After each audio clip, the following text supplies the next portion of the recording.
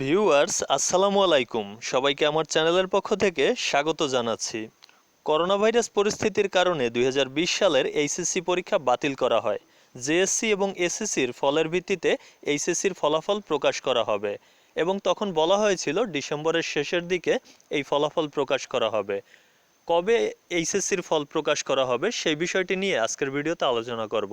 তার আগে একটি অনুরোধ, আপনি যদি আমার চ্যানেলের নতুন দর্শক হয়ে থাকেন তাহলে চ্যানেলটি সাবস্ক্রাইব করুন এবং ইতিমধ্যে চ্যানেলটি সাবস্ক্রাইব করে থাকলে অসংখ্য ধন্যবাদ।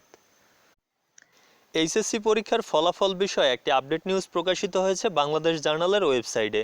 খবরের শিরোনাম, চলতি মাসে এইচএসসির ফল প্রকাশের সম্ভাবনা কম। বিস্তারিত,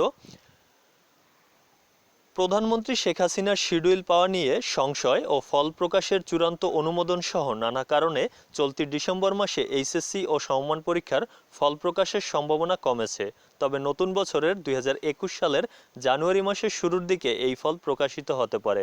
শিক্ষা বোর্ড সূত্রে এই তথ্য জানা গেছে।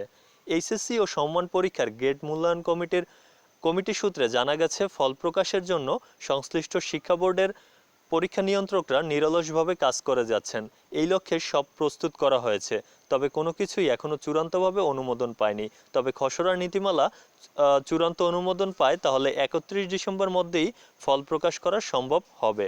অর্থাৎ এই খবরটির থেকে যেটি বোঝা গেল যে যদি নীতিমালাটি খুব শীঘ্রই অনুমোদন পায় তবে 31 ডিসেম্বরের মধ্যে ফল প্রকাশ হতে পারে যে কোনো দিন, এবং যদি এটা না হয় তাহলে কিন্তু জানুয়ারিতে ঘোষণা হতে পারে ফলাফল। অর্থাৎ সম্ভাবনা কিন্তু দুই দিকেই, জানুয়ারিতেও হতে পারে আর যদি অনুমোদন খুব দ্রুত পায় তাহলে ডিসেম্বরেও ফল প্রকাশ হতে পারে।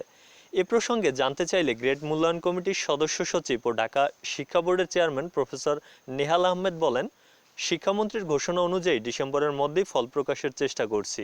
সংশ্লিষ্টরা দিনরাত কাজ করে যাচ্ছেন। ফল প্রকাশের জন্য প্রধানমন্ত্রী শেখ হাসিনার অনুমোদন প্রয়োজন হয়। দেখা গেল আমরা সব প্রস্তুত করে রাখলাম, কিন্তু প্রধানমন্ত্রীর শিডিউল ব্যস্ততার কারণে তিনি সময় দিতে পারলেন না। তখন হয়তো ফল প্রকাশের কাজ কয়েকদিন পিছিয়ে জানুয়ারিতেও যেতে পারে। তবে আমরা চলতি মাসেই ফল প্রকাশের সর্বোচ্চ চেষ্টা করব। এর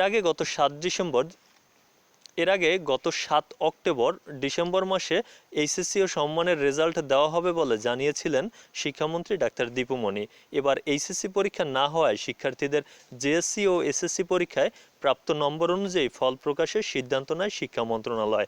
এক্ষেত্রে শিক্ষার্থীদের জেএসসিতে প্রাপ্ত গ্রেডের 25% এবং এসএসসিতে প্রাপ্ত গ্রেডের 75% নম্বর নিয়ে এইচএসসির ফল ঘোষণা করা হবে বলে জানা গেছে।